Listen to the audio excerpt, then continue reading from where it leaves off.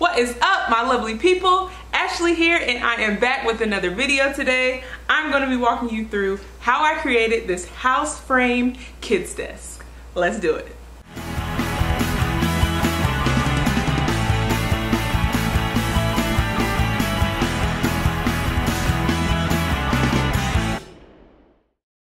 So the first thing that I'm doing is cutting out the house frame shape.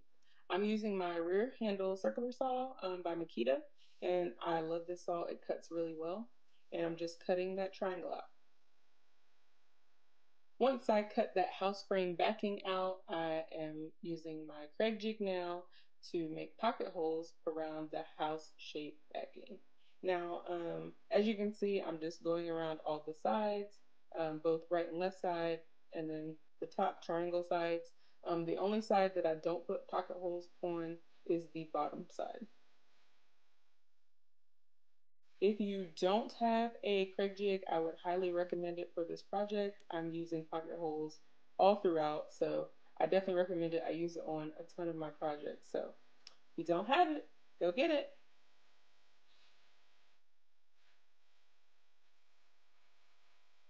Now to the next part. As you can see, I am using my jigsaw to cut out the bottom part of the desk here. It's kind of like a U-shaped form. As you can see, I've already cut one line, and then on the other side, I'm cutting the line, but I'm curving it on the corner so that it's easier to cut. And then after that, I go back and cut that straight line.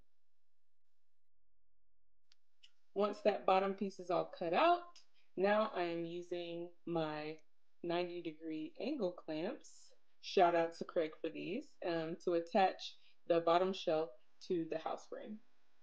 Now here I'm using 1 1/4 inch pocket hole screws and the pre-drilled pocket holes that I already had drilled using my Kreg jig. Now that the bottom shelf is in place, I can start adding the sections to make the desk. As you can see, I'm using both my 90-degree clamp and my right angle clamp. These really come in handy when you're building by yourself because it can hold the wood into place while you're screwing everything in. So I'm just doing this for all 4 of the sections here. As you can see on the outsides, I'm making sure that the pocket holes are faced outwards because once I put on the sides, those will be covered. So just make sure you turn those the right way. As you can see here, I'm just making sure that everything is square using my speed square. And then again, I'm using those 1 1/4 inch pocket hole screws to screw it into the back of the house frame.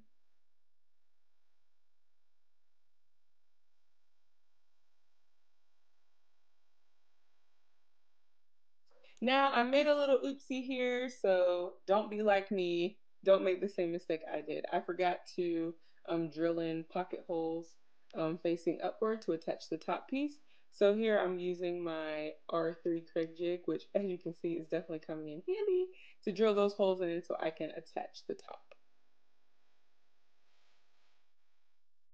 Then I place the top on there, and then I use those pre-drilled pocket holes to attach it into place.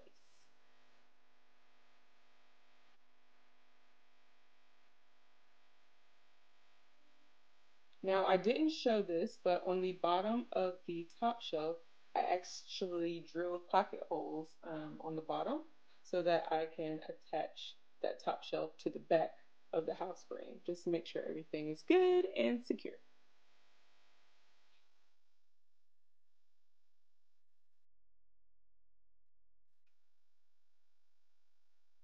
And now we're moving on to the legs.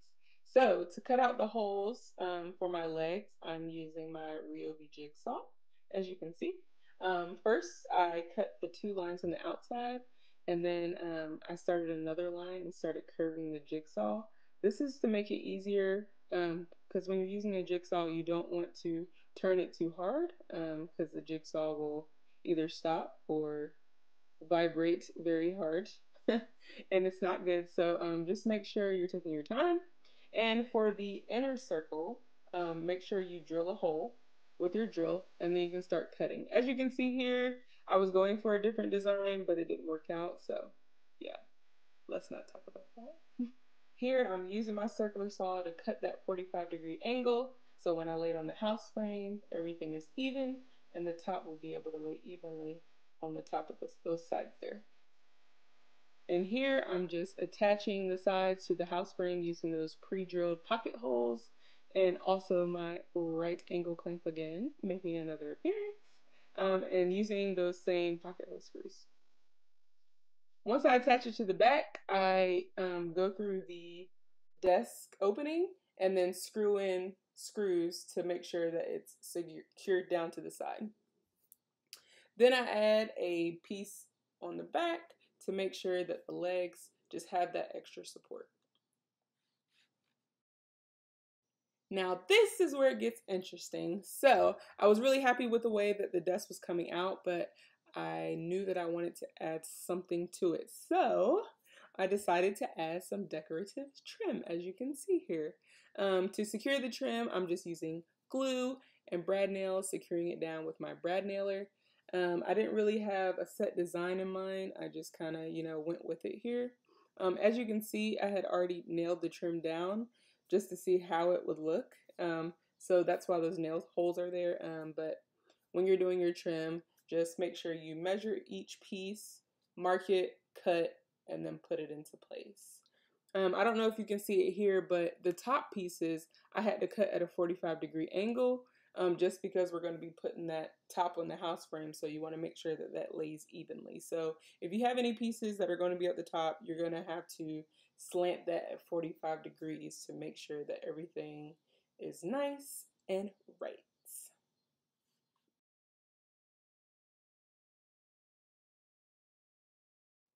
Now that my trim is on, it's time for paints. As you can see here, I opted to use my HomeRite paint sprayer. Just because I did the decorative trim, I knew it would be really hard to try to get in those nooks and crannies here. So using the paint sprayer really came in handy. I also use a paint sprayer to spray the insides of the top part of the house frame. But as you can see here, it's really simple. I mean, in minutes, I was able to, paint this. I did 2 coats just to make sure that I had good coverage. But yeah, super easy sprayer to use, not hard at all. I didn't even have to read the instructions out the box. So I would say that's a win-win. Once that was dry, I just painted the desk using a regular old paintbrush. And then I started adding the top. So here again, I'm using that right angle clamp just to get everything into place, to hold it down secure, and then using those pre-drilled pocket holes that I did in the beginning, I'm securing that top down. And then also I'm using my brad nailer to kind of brad nail in to the side of the desk just for extra support.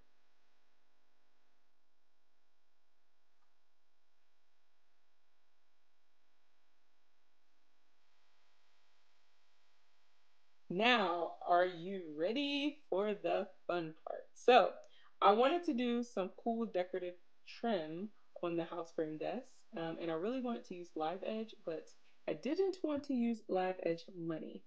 So, I decided to create my own. So, here I'm just marking lines. I'm using my jigsaw. I moved the bevel to 30 degrees, and I'm cutting it inwards. And as you can see, as I'm cutting the lines here, it's kind of making a live edge look. Now, this board was definitely not what you would pay for live edge, so I would say this is the way to go. As you can see, as I'm curving the jigsaw, it's giving that live edge look, and I'm loving it. Live edge for cheap.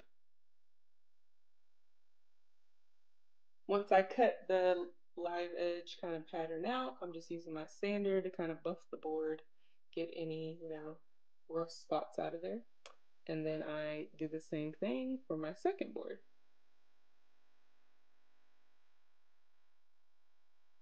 Once I finish cutting everything out, then I use Varathane Stain Special Walnut to stain the boards. And man, does this stain make the boards look so good.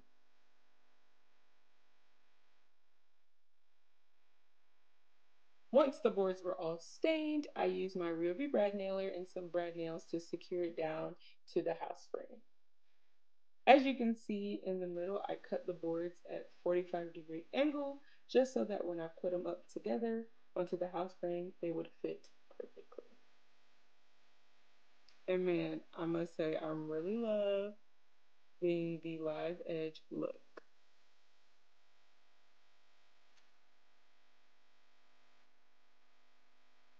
And that's a wrap, folks. I am really excited with how this house frame kids desk came out. I'm so in love with it. If you like this video, please don't forget to like and subscribe. And for more projects and tutorials, go check out handmade-haven.com. Later, y'all.